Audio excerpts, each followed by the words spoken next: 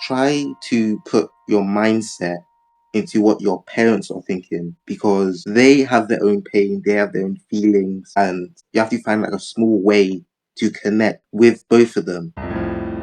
Welcome to Platform Z, or Z, whichever you prefer. Join me, Noah Lennon, as I speak with my generation about a range of topics and themes in the present day. Hello, beautiful people. Thank you for tuning in to the third episode of the podcast. Today, I'm speaking with another new friend of mine. He is an actor and a director sometimes, he says. He's just entered his second year at Southwark College. He's from Peckham, South London, and maybe the youngest guest we have on Platform Z at just 17 years old. Wow, I'm getting on a bit. He's a headstrong, observant, and modest soul. Ladies and gentlemen, Demari Brown. Thank you for the intro, Noel. It was perfect. Hello, everyone. Yeah, of course. Thank you for coming on. So, as you may have seen from the title, today's episode is Separated Parents. We're going to be discussing the impact separated parents have on young people, and specifically the impact that it has on Demari. So, to start, would you like to reveal why you chose to offer this topic, Demari? Yeah. So I wanted to speak about this topic specifically because I think that it really hits home towards me, and I just don't think Gen Z really speaks about their issues with their parents, because it's like a closed off subject. People don't have the same eye to eye levels with their parents, and it causes like a miscommunication between them. It's like everyone's just trying to move forward, be strong, but like you don't always get like a space to talk about it, because some people may not feel comfortable speaking to their parents about their issues. And like I feel in the media, it shows the perfect families or just the terrible ones, and it doesn't show like the in between. So yeah. Yeah, I totally agree. I think it's something that is so pivotal and so instrumental in the upbringing of a child. There's a quote I love. It takes a village to raise a child, and I really believe that. The parents have to be the foundation. So talk to me a little bit about your circumstance. What is your current circumstance? My mom and I are on good terms. She's always there, always supporting. We've definitely had ups and downs, especially during childhood when I was younger. But now I think we'd say we see eye to eye, on good terms. With my dad, it's more on and off kind of relationship. We love each other, no doubt, but we don't always see eye to eye. Sometimes we'll go weeks without speaking, and then we'll have like a deep conversation, and then it'll all be fine again. And for you, I'm interested how that has developed over the years. Has it always been your mother is the parent that you're closest with, or were you previously more close with your father in the past? Talk to me a little bit about that. Well, when I was younger, especially, I was mostly at my mum's because my dad kind of lived far away from where I was going to school. So it was harder to like travel from there to school and back again, because my mum lived like 5 minutes away from the school. So I didn't really get to see my dad often during like 13, 14. But now that I travel, I can see my parents on like a week to week basis, basically. This is a self-promotional break. Not another one, they say. Oh, too bad, okay? I gotta promote somehow.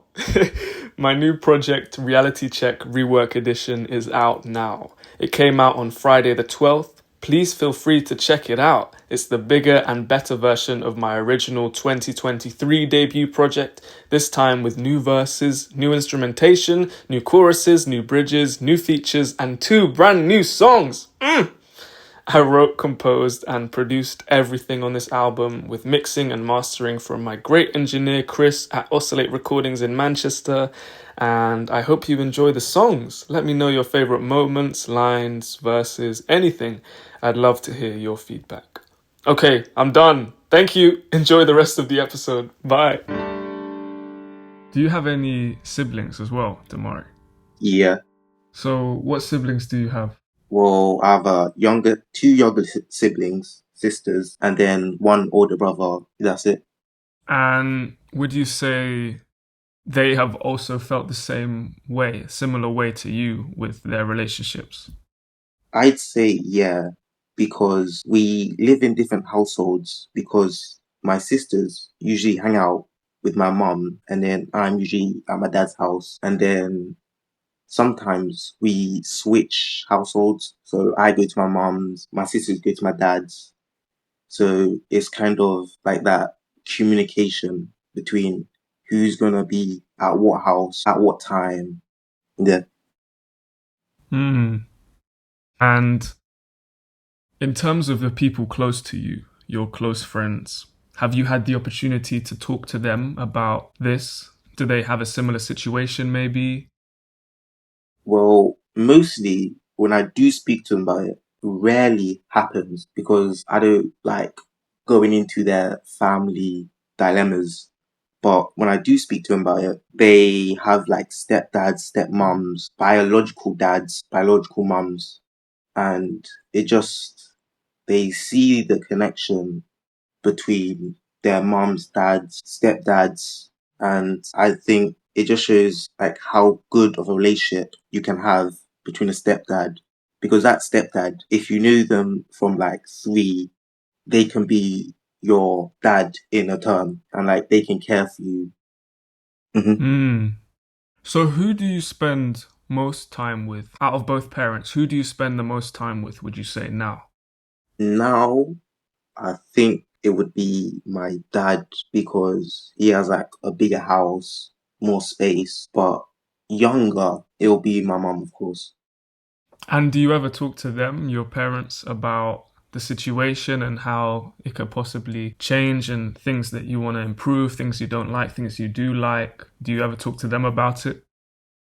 Or I'm going to be honest, I don't really speak to them about their issues because I don't really feel like a time to like get into it. Because there's not really a time, as I said, or like a place that I can really just express my emotions and feelings towards them. And like, I think I just feel disconnected from how they're feeling towards me. And it just shows if I don't spend enough time with them, then I will get how they're feeling towards like their friends, their families, or my families. Mm. How much influence would you say that your parents have on you? Hmm. Well, I want to impress them, of course. I want them to be proud of me. So I'm just trying my best to be their best. And I think if I actually do good in life, I can help them out in the future, do good things, and just like improve my relationship with them and speak more about the subjects of the family. Yeah. How do you feel about your parents having new partners, maybe like a stepdad or a stepmom? Well, right now, I think I'd find it a bit disturbing because I'm like 17, almost an adult. So I just find it like, why would you have another partner now compared to earlier in the family relationship? So I think it would cause that disturbance in the family. So, if that potentially did happen in the future, where let's say your dad found someone and that someone becomes your stepmom, you wouldn't like it or you wouldn't be at peace with that idea? I tried to accept it at first, but right then, I don't think I would accept it. But if they stayed together for like 20, 30 years, when I'm like, what, 40, I think I'd accept it then because they're having that connection. But I think if my dad had another partner or my mum had a different partner, I think I'd have a more deeper connection than one of my parents that didn't have another partner. Yeah. It's so interesting because for me, in my circumstance, my parents have always been together Yeah, and I don't have any siblings. So it's just me and my parents in the house that we've always been in. yeah, So for me, I can't even imagine having a stepmother or a stepfather. And I think similarly to you, I would feel disturbed in a way as well, maybe where it disturbs the peace. It takes away that dynamic that I've had with my parents for so long because suddenly it's like, oh, there's this new person that is yeah, suddenly a part of this family and they're trying to be my dad or they're trying to be my mum, but they're really not my mum. They're not the mum that I know, and yeah, I'll never see them as my mum. So it is interesting thinking about how young people and children have to adapt to that dynamic if that changes in terms of having a new mother figure or a new father figure. Those are big shoes to fill.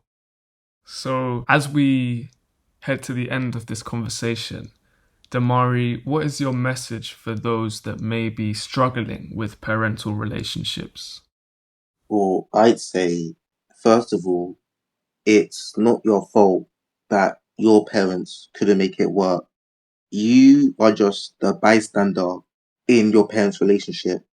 Secondly, I'd say go talk to someone older, your brother, your sister, maybe your siblings. Like, talk to a friend, mentor, teacher. If you can get out your head and maybe put into words, put into pictures, put into like anything, movie, that would help it. And then lastly, I'd say try to put your mindset into what your parents are thinking because they have their own pain, they have their own feelings, and you have to find like a small way to connect with both of them. You can talk to them together, you can talk to them separately, you can go to like counseling, but you just have to check in on whoever you love and your friends, family. Very well said. Great execution. So I want to ask you one more. I could ask you a little bonus one. I'm going to ask you a little bonus one as well. What would you say is the best way to maintain a healthy relationship with your parents? I'd say go do an activity together. Like it doesn't need to be some big extravagant activity like skydiving. It could be like drawing, painting, like even going to the movies because in that case that can fix your relationship. And like if you're drawing your family, for example, you can talk to them about what makes them happy, what makes them sad, if you haven't done that already. And I think that's the biggest part of like a family, being connected. Because if you don't speak to them about it, you like disconnect when you're older and you don't want that to happen. You want to stick together like glue. Hmm. Communication is such a huge part of it. Yeah. I find that in so many relationships that I have as well. All of it comes down to communication. Great. Yeah, we're heading towards the end of another episode. Let's move on to the Platform Z quickfire questions. Are you ready? Yep. Okay, question 1.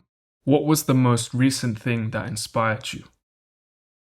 There was this time where I spoke to my mum. I think it was like a couple months ago, where I recently told her about the short film Trippy and Humble, and then she said she was very proud of me, and I think that just put like a tear in my eye and just made my whole day. That's wonderful. I love to hear that. What is your goal for this month? I say to just be a better person and help more people, whether like that's through my work or just checking in on those around me, friends, family. Again, great one. What's one bad habit that you need to get rid of? I think that would have to be procrastination. because usually I'm up at 3 a.m. just saying to myself that I need to do something in the morning, but then when it actually arrives towards that time, I just don't do it and I put it off for like weeks, months until I actually do it. Mm. Yeah, we all suffer from that a bit, procrastination. What does joy look like to you? Seeing my friends, family smile more because I can express that joy onto myself, basically. I love that one. When have you felt the most love? Of course, I'm gonna say friends and family telling me they're proud of me, but then secondly, the real one is the end of the second shoot day on the short film Drip and Humble. Just being surrounded by friends, mentors, mentees, connections, it just put that smile on my face and I just felt the most love then. Hmm. For context to the listeners, Demari and I met through Step Now, a local youth organization in Brixton.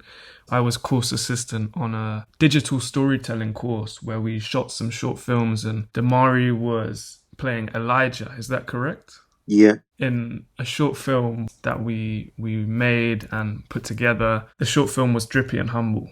And yeah, you killed it. You were great in that. thank you. Last question. What's the one thing you'd change in today's society? I'd say to talk about your feelings more. I know it may not be easy for some people. People keep to themselves, but it may not be like an everyday thing.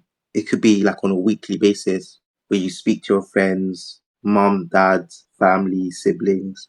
But if you met a stranger on the day, say, how was your day? Or how are you? And it could stop a person from committing suicide. So powerful. That's a fantastic message to end on. Great. So that's the end of another episode. That felt like it flew by. Wow. Damari, thank you so much for coming on. Would you like to plug yourself, talk about anything you have coming up? Well, you can mostly see me on Instagram. Well, I'll be posting more of the stuff that I do, such as this. And thank you, Noah, for letting me on the Platform Z podcast. It was an honor. Also, check out the other episodes. You'll enjoy them. Thank you. Appreciate you, man. Thank you so much. Thank you for listening, guys. Take care. Goodbye. See you next time. Bye. Thank you for listening. I hope you enjoyed. See you next time.